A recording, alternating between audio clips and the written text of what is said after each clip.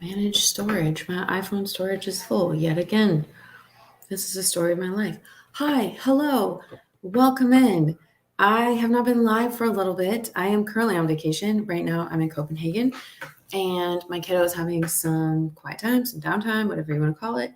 And so I thought that I would come on here and hang out for a little bit. Also, while I do this, I am going to try to delete some stuff from my phone. Honestly, before I left for my trip, I deleted a bunch of stuff, and it's we're like 4 days into the trip, and you wouldn't know that I deleted a bunch of stuff. So I'm gonna have to really sit down, maybe when my kid goes to sleep, and just like delete. I don't know how long I will be on, just because, like I said, my kid is here, and he may interrupt me. That's pretty normal if I ever go live when he's here. He may not. We are very tired. We did not get much sleep last night. We actually did like a crazy move.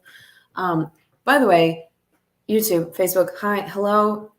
I am here to talk about abuse. I'm just doing a little intro while people come in, and just seeing how everyone's doing. I don't even know what time it is for you guys over there. It's 9 p.m. for me right now. So I don't know if y'all want to come on and talk at lunchtime. I don't know. I usually go live at like 5 p.m. on a Wednesday. But I won't give very many opportunities to go live while I'm on this trip because, again, we're moving around a lot. Internet can be spotty. So yeah, anyway, we ended up sleeping in our car last night because my kid is so jet lagged and he's having so much trouble adjusting. He would not go to sleep. It was 2 o'clock in the morning. I was supposed to get up at 3:30 to return the rental car and then get to the airport. We had a really early flight. So we slept in the car because I was like, he'll sleep in the car. I got to do this. I can't just lay here and then get up in an hour. We did not sleep very much last night. And this morning ended up being one of the more messy, like, parts of our trip. I think because I was so tired. I have the car keys for the rental car that I had in Iceland. They're in my coat pocket. They emailed me and they're like, we think you might have the car keys. Car is here in Iceland. Where are you? And I was like, I'm in Denmark. So I'm gonna mail them the car keys. And I thought I lost my book, my brand new book. I like to get a new book everywhere I go that like reminds me of my trip, and one for my son. Even though books are so expensive in here in Iceland and Denmark and stuff like that. Hi, Kat. How's it going? I was like, I lost my book, and then the baggage took forever, but it was all just like minor things. I was just so tired. But we made it through the day. We got to Denmark, we got to Copenhagen, and we just went to like the market and walked around, and we got some expensive fruits and vegetables. This is so expensive here, and I get so bratty about it. Like, I do love traveling in these places, but I'm used to being in Spain. I know I sound like a travel like brat right now. I promise I'm not. Um, but man, it's so expensive. It's basically like I'm still in Washington because Washington is so expensive. And I'm just like, I don't want this trip to go quickly, but the prices in Spain when we get to Spain are going to be so nice. I could do better. Didn't have a great weekend. Oh no, what's going on? Hey, how's the trip? Hi, Kim. Welcome in. It's going great. It's going really great. We're like 4 days in, and um, we're both so happy.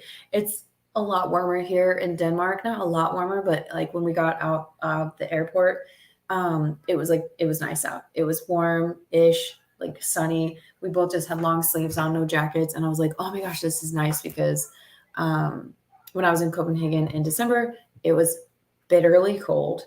And Iceland, of course, was very cold. My son was like, why is it cold here? When can we go to Spain? I was like, I know, buddy. We're doing some other stops before we go this time. Um, and so I'm really looking forward to some more. Like each place we go, it's going to get a little bit warmer every time. So definitely looking forward to that.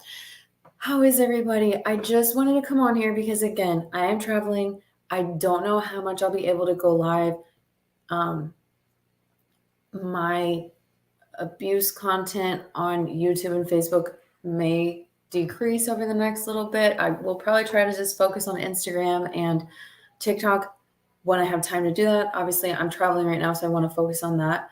But I want you to know that I'm still here, and I will still go live from time to time. My son and I, because we do longer trips. We do one big trip a year. We have a lot of downtime, and it's just the two of us all the time. So there's definitely times throughout the day that he needs time away from me.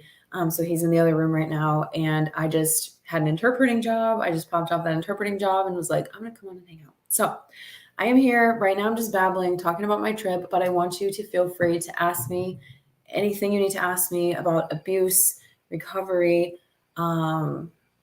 coaching. I am a certified trauma recovery coach. If you're new here and you don't know that, that is what I do. I am still offering coaching. My hours are limited right now. Basically, I have them in the evenings, my time, so that I don't have to worry about getting back at a certain time. Like, oh no, I have a job at 3:00 today or whatever. Same with interpreting. I'm only working in the evenings, which is pretty good because it's like a good time back where I'm from. So I am still available. It's still on my website if you need to get in. It's thelindsaygoodman.com, and you can just go to the coaching tab and you'll see that information there. Other than that, you can feel free to ask me anything about my own journey, my own experiences. You can ask me about coaching, anything you want, okay? I'm gonna stop babbling. I'll let y'all think. What does that say? Tellips are sometimes needed. I'm looking at a trip soon. Where are you looking at? Where are you looking at going? I love talking about traveling. I don't know if you can tell. I love seeing all your pictures of your trip. Looks fun. Thank you. Hi, Lindsay. Hello. Welcome in. How are you doing? I'm 17 years into an abusive relationship. I hear that I haven't been hurt enough, and that's why I haven't left. When will enough be enough? I hate myself for not being strong enough to leave. That is a great and oh so important question. When is enough enough? And one of the things that I always tell people is that there is a tipping scale, and it's different for everybody. And for some people, unfortunately, it's a lot more than others. Like there might be someone who's like, oh my gosh, last couple weeks, this has been bad. This person doesn't seem to be doing anything. I'm leaving, right? Whatever. There are people who it takes months, years. You know, we don't compare. There's no chart that says this abuse is worse than this, blah, blah, blah. But like some people can tolerate it so much. And some people, this sounds bad. I don't know. Hopefully you understand what I'm saying. Some people will tolerate so much and then they'll leave. Some people won't tolerate anything, right? Just because of our backgrounds, where we're from, our own personal trauma, our attachment wounds, all of that stuff. And so what happens is you get to a tipping point. Yours is different than mine. Yours is different from the other person over here. But the scales are right here for a very long time when you're in an abusive relationship. And typically what happens is something will happen that is a big, loud, this is my moment thing, and the scales tip.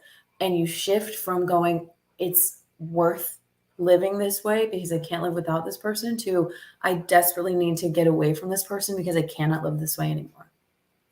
And so a lot of times we're just waiting for that scale to tip. How do you get the scale to tip? Well, either they're going to do something eventually, which we don't know what that is. We don't know if they cheat on you. We don't know if they physically harm you worse than they ever have before. We don't know what that could be. Or you arm yourself, and this is not to say that you're doing anything wrong by not being strong enough or not having enough information or whatever, because it's not your freaking fault that this person is doing this to you. But you take it on yourself and say, the scales have not tipped for me yet. I'm aware what's going on. The scales have not tipped. I'm not walking out here today. I'm not walking out here tomorrow. I can feel that. And that's not okay, but it's also okay, right? It's not okay, but it's okay. It makes sense that I'm like this. I'm going to figure out how to tip the scale. And you look for that information and you start trying to make plans and you get your feet wet in terms of trying to get away from them. And you try to tip the scale yourself. I do have a podcast episode about waiting for the right moment to leave. And that might be something, Michelle, that could be helpful for you, because I talk about that a little bit, how a lot of times we do wait for an obvious moment and why that is and what it can feel like if we just walk out on a Tuesday afternoon while they're at work. Why that sounds so yucky, why that feels so yucky. So definitely check that out if you're a podcast person. Again, my podcast is It's Not All Rainbows, because it's not. TikTok, you're going down. Whenever I have to type, you guys are out. I really should have my tripod, but I don't know where it is. It's in the other room, I think. So it's not all rainbows, and the episode is like waiting for the right moment to leave or something like that.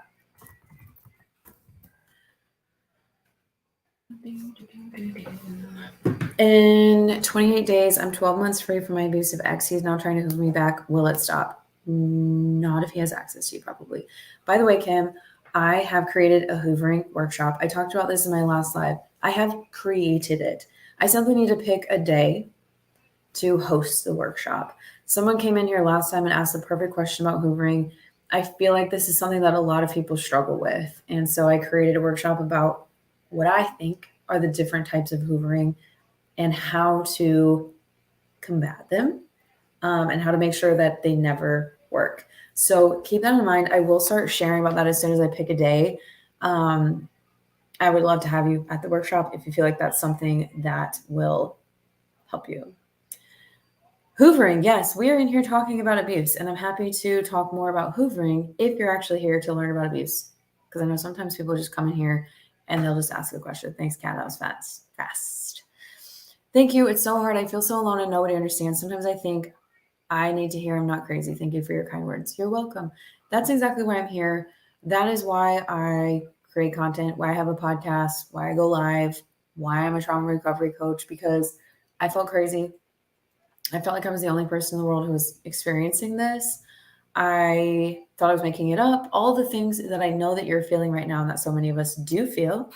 And that is the nature of coercive control. Coercive control puts you in this state where you're just a tiny little, basically like wounded animal in a cage in a corner by yourself, and no one's feeding you, no one's taking care of you. You're just stuck in there in your brain, obviously. And that is why I'm here. That is why I'm here. You're amazing and brave. Oh, thank you. So are so many of you. He's doing it via his sister, which was my best friend. He's in prison, so can't get to me personally. I have bad news for you. And I have a feeling you're not going to like it, but you're also going to know what I'm going to say. Yes, Kat is super fast. Sometimes I see it and I just like am still talking and then it's gone by the time I finish whatever I'm saying. Sometimes they get to it before I even like see it. I'll just see like someone was needed and I'm like, all right.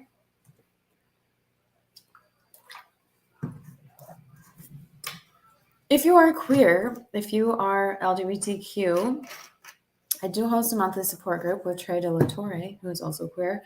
We were both abused in our first queer relationship. It's called Polishing Off the Rainbows, and we don't have it up on the website yet. Actually, I should probably do that now. I have to figure out my Zoom still, Kat. Maybe you can remind me a couple of days beforehand because I'm not going to remember. Something happened with my Zoom last time, and it was a Calendly.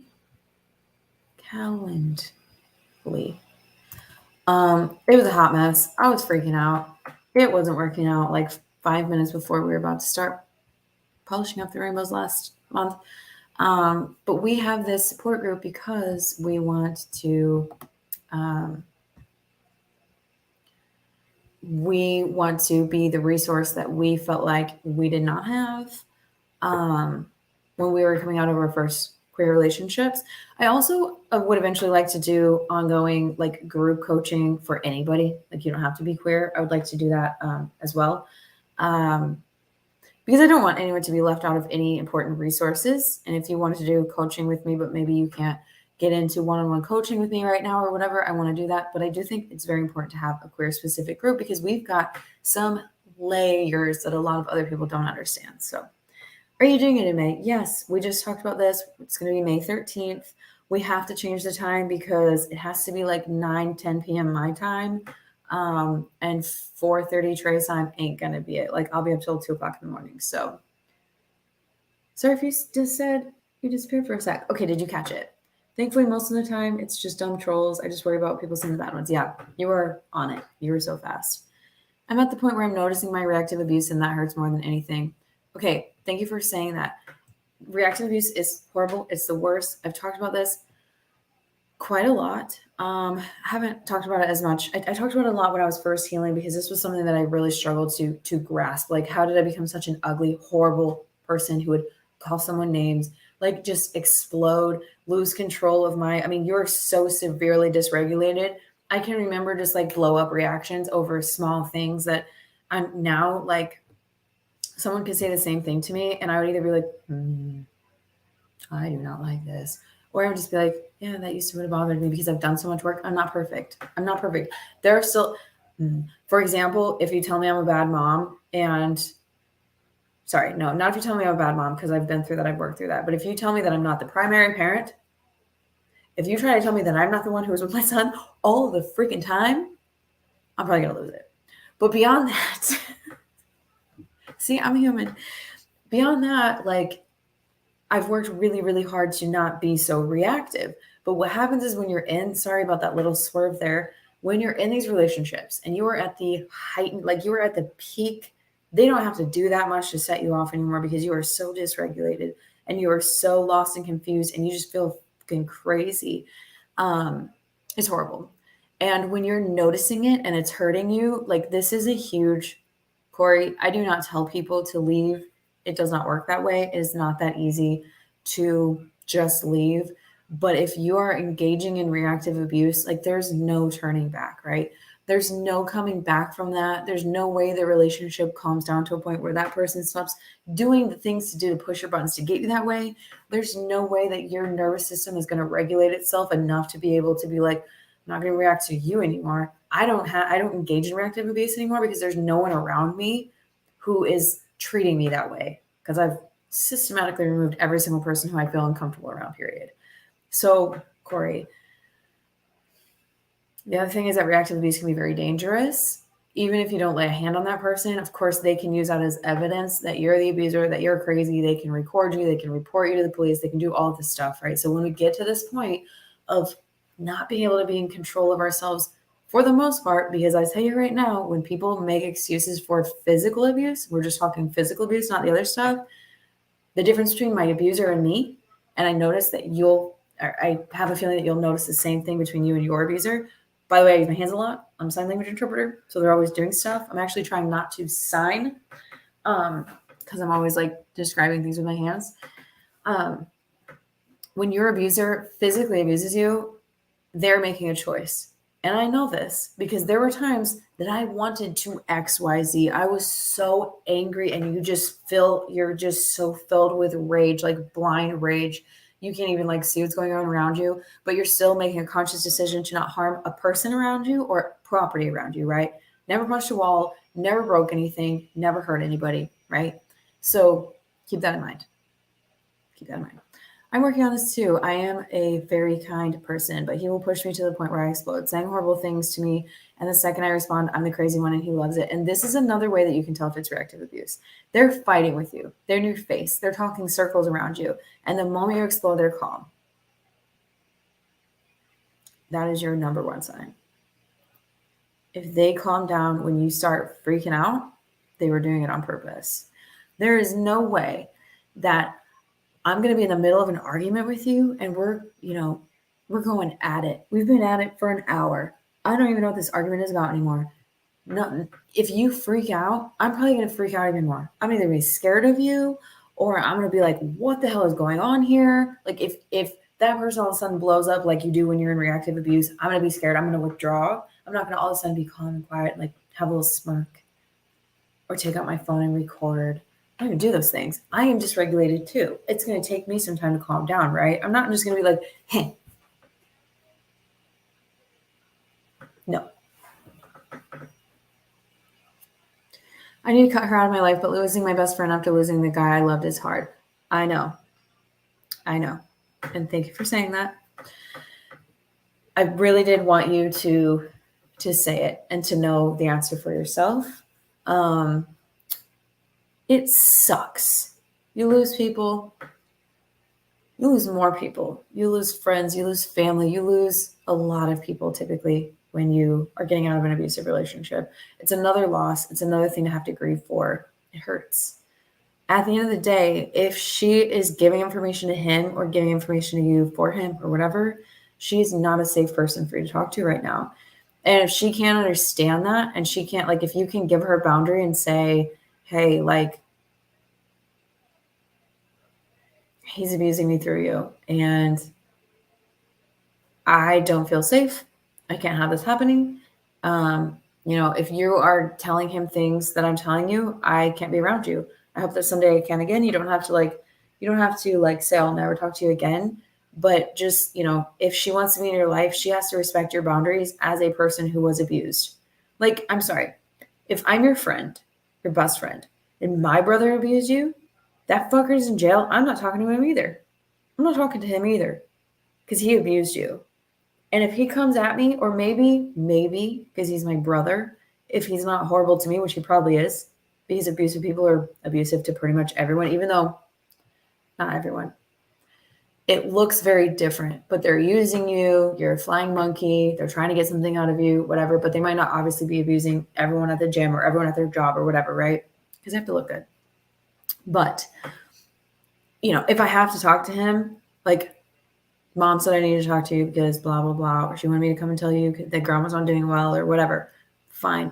But the moment your name is on his mouth, I'm hanging up that little jail phone. I don't know. I've never been to a prison. I don't know. I just see it on TV. I'm hanging up that jail phone and walking out. You do not put her name in your mouth. You do not deserve to talk about her because I know what you did. And that is where your friend needs to choose, period. There's no neutral. I don't care if it is your freaking brother. I don't care. If a person is abusive, you are not a go-between for them. You are having bare minimum contact with them, and it is not about the person or people they abused. Yeah, that calmed down, especially with witnesses, making eyes at anyone in the room because now I'm the crazy one. Oh, yeah, it's all, yeah, you seeing this? Oh my God, see, I told you. And that leads me into the smear campaign because on my Instagram, Lindsay Goodman Coaching, if you don't know, I kind of restarted my Instagram because I just wanted to be able to travel. I am the Lindsay Goodman on Instagram.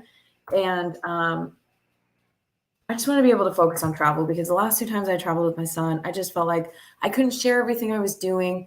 The other thing is, like, this is a side note, like, I'm not wealthy. I work really hard to be able to travel with my son. And we, like I said, we traveled for like weeks every summer. And I'm not trying to come on here and act like I have all this money and my life is perfect. Like, I'm still working on vacation. I didn't see my kid for a couple weeks before I came in, not very much because I was like working really hard. You know what I'm saying? So I'm not trying to be like an influencer that just like has stuff handed to them for free and like whatever. But I was feeling like I couldn't share those things and I want to. And this might be all I talk about on my personal Instagram for a while. So I created Lindsay Goodman Coaching. If you don't follow me on Instagram, find me over there. That is where I am now, comfortably. I'm no longer feeling torn between what I should post and like I was just like, man, I want to post this abuse content, but like I don't feel like I just want this to be my safe space, whatever, blah, blah, blah. Lindsay Goodman Coaching, I've been talking about the smear campaign. And that is part of the smear campaign.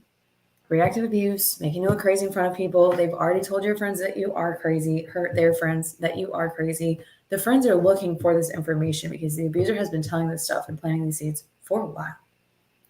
So it's just another part of the process and making you look crazy so that when you leave, if you leave, the friends all come forward and say, I always knew they were bad for you. I always knew they were crazy because you remember the time that you told me blah, blah, blah, blah, blah. 6 months ago, 2 years ago, they were already acting crazy then. I can't believe you stayed with them as long as you did. When in reality, they're not giving the real story.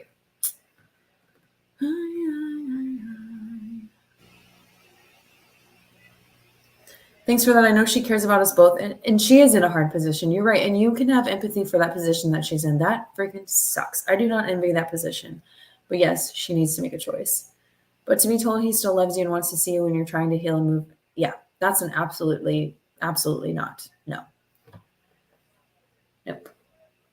I had, it wasn't my friend, but I had, well, they were friends, mutual friends, but I had someone who was telling me stuff like that, sending me screenshots. Oh, they miss your child. Oh, they regret. Oh, they don't know how to fix it. Oh, the reason they're like that is because everyone leaves them when it gets hard and they don't know how to handle hard times because no one ever taught them. Because everyone leaves, blah, blah, blah. And I was like, you're done.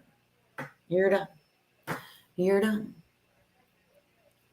Because we know, we get to this point where we know the truth. Even if we're not out of it yet, we know the truth and we're able to like muck through it and, get these people out of our lives, really, even if it takes some time, because we know the truth. We know the truth. And it gets to the point that you're just like, dude, this is not good for me.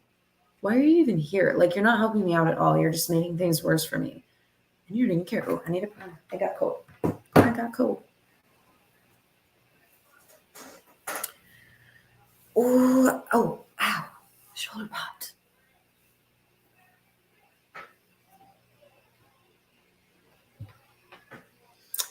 He's asked if I would go visit him, but I'm the person who took him to court and got him charged. Because you know what? If you would go and visit him, that is the ultimate.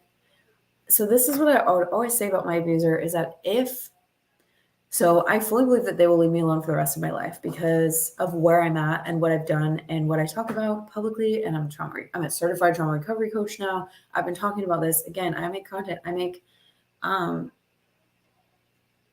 podcast about this. So they know that I am no longer supplied to them. They're not getting anything out of me.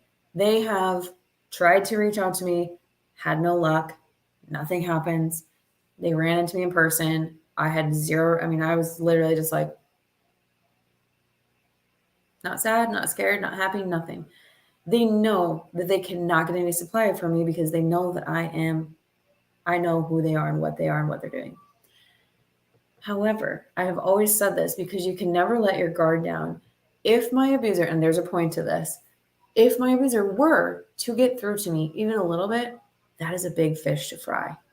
Because if you can get to the person who left you, who figured out who you were, who reported you to the police, who got you to go to prison, jail, or whatever, that is a big fish to fry. See, she's back. She was lying. She came to see me. She didn't hate it all that much. She came back. She's here. We're not back together yet because she's stubborn and she's kind of crazy, but like, it's going to happen. She started coming to see me again. That is why he wants to see you, probably. Have you dealt with restraining orders? My friend's ex, who she hasn't spoken to in 2 years, keeps dropping off flowers and calling her. I had a restraining order against someone who experienced domestic violence from when I was 18. Did not work. And I was only 18 and I didn't have anyone helping me out or looking, like standing up for me or advocating for me, like teaching me that like I could call the police if he broke that or whatever. So I just dropped out of college because he found me in my college and like messaged me and was like, I know what dorm you're in, whatever. And I was like, bye. I dropped out of college and I stayed out of college for 2 years because of that. Anyway, side note. I did not have a restraining order with my recent ex. I don't know a lot. And I think, a lot of that depends on the state, but if you have a restraining order and or a no contact order, and this person is showing up at your house, calling you, you need to call the police and tell them that this person is violating their restraining order. You have a piece of paper,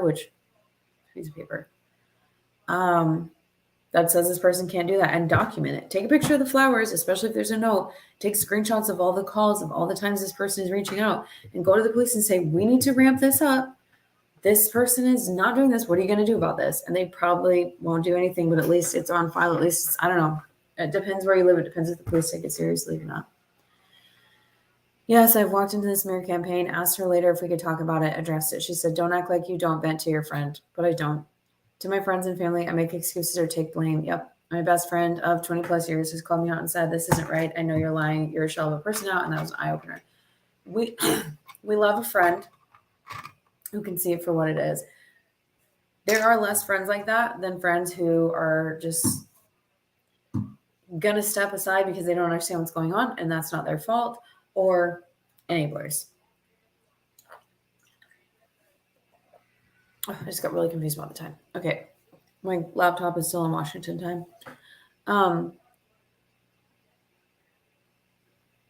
But yeah, they will. Yeah. A lot of times, victims of abuse, we will do everything we can to protect our abuser, even when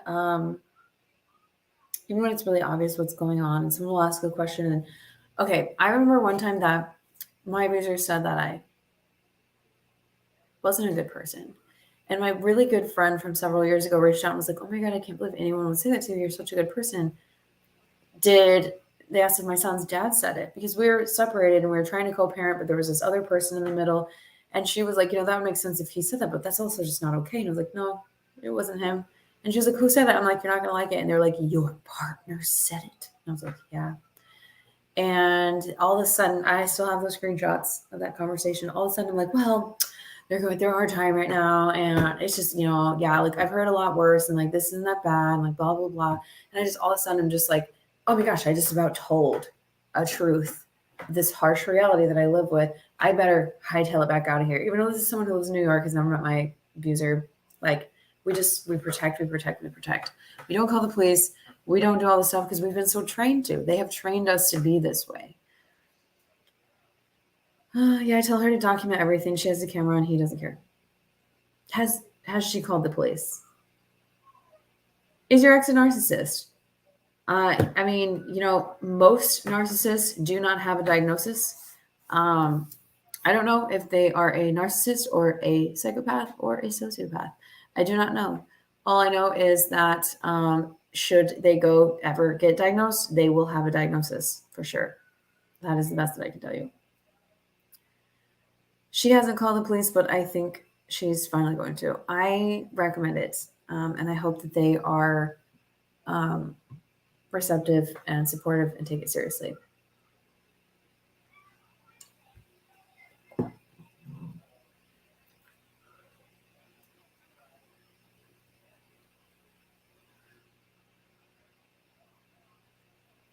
I protected mine even when police were called. It took months of police coming out to our house before yeah. Yep, finally pressed charges. Yep, that's really, really, really how it goes. Um, because again, they train us. They train us, and it works. I tweeted this the other day. I didn't call the police on my abuser when there were several times that I really could have had the phone in my hand because they told me not to. They told me I couldn't. They told me if I ever did, blah blah blah. You can never do that. You can't do that. You can't put my parents through that because their brother had a pending felony charge for preventing his covering his wife's airways. So his parents were in this whole legal ordeal trying to get their brother out of um, prevent him from getting a felony, and they were like, "You can't do that to my parents." And I was like, "Oh shoot." It's your parents' fault that they have two felons on their hand. Like, honestly, it's not my problem to protect your parents from financial struggles from the shitty kids that they raised trying to kill their partners. Um, I hate that I'm smart enough to know what he's doing. I know he's a narcissist. I know that the physical and mental abuse is enough to make anyone leave. I have no hope for the relationship. I'm not naive to think it will get better. He also doesn't care what people think of him. I don't know what makes me say, I'm sorry, I know I'm writing so much, but you are literally the first person I've talked to about this in so long because I have nobody. The last event we went through is he cheated on, yes. Like you said, I don't know what makes me stay, and yet you do stay. And the last event was that he cheated on you, and yet here you are because it's a vicious cycle and you are in a trauma bond. And this sounds crazy.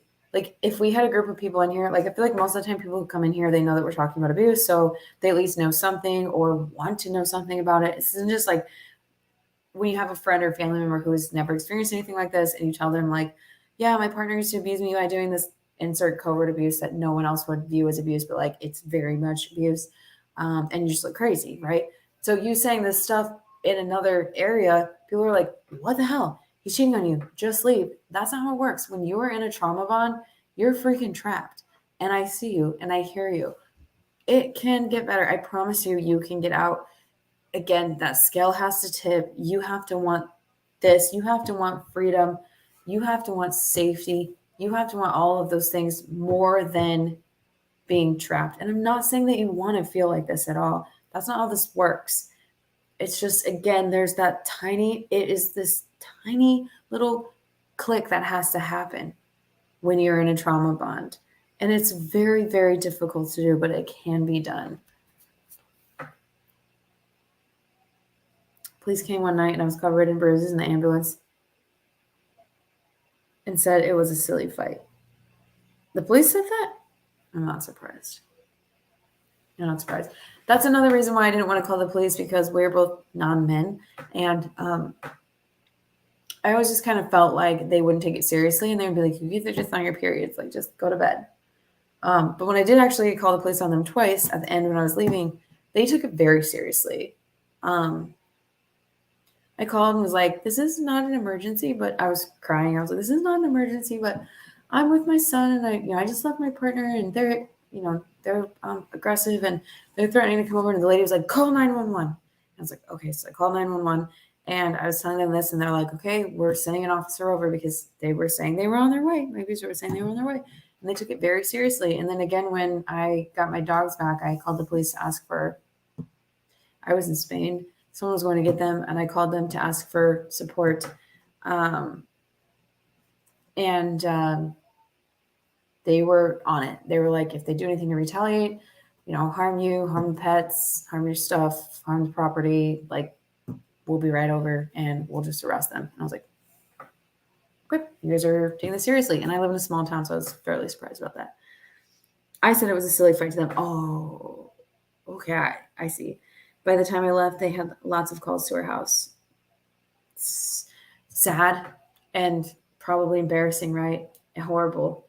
When you look back on it, you're like, how many people knew that this was my like you feel like so stupid and like trashy because obviously when we're growing up, we just think that the people who are in domestic violence situations are like white trash or something like that, right? Like there's this misunderstanding that that's where abuse happens. It's like this, like whatever. It happens everywhere.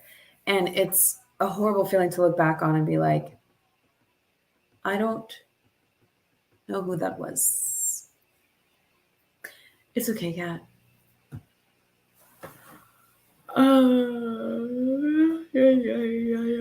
I almost grabbed it and then I was like, no, they'll get it. It's okay. I think I'm gonna go. It is 9:42 p.m. I am tired. I am very tired. Like I said, slept in the car last night. So I didn't sleep. You needed a translation. It makes you feel so dumb at the start. I mean, absolutely. And when you start looking back on it and you start to see the abuse in the beginning that you didn't know was abuse, but is very blatantly obviously abuse when you start to learn about, the love bombing, all that stuff, it makes you feel real dumb. But you're not. We're not dumb. We were not taught what is healthy and what is not. We were not taught about these red flags. But that's what we're here for now. We're learning about it. We're done. Thanks again for listening. You're welcome, Michelle. Thank you for hanging out. If you're interested in one-on-one coaching, go to thelindsaygoodman.com, click on the coaching tab. I have spots available.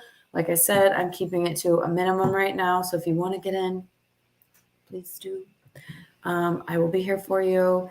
And stay tuned for the information about the LGBTQ plus support group and for the hoovering workshop. I'm going to decide on a date really soon. Really quick before we go, there's only 12 people in here. If you were going to come to a workshop of mine, would it need to be on a weekend? It needs to be on a weekend, right? Everyone who is in here, if you don't mind, just say like weekend, yes. If you think, or just like weekend. I feel like it has to be on a weekend. Nobody wants to come on like a Tuesday night. Anyway, it couldn't be a Tuesday night because I'll be sleeping. It has to be on a weekend, right? Saturday or Sunday. Do people do workshops on Saturdays or Sundays? I have a very hard time making choices if you can't tell.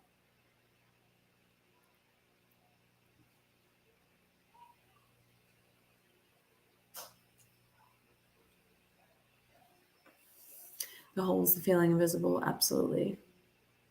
Go to bed. I will. Sunday, Saturday. Okay, so we have one vote for each. Maybe we do it at midnight.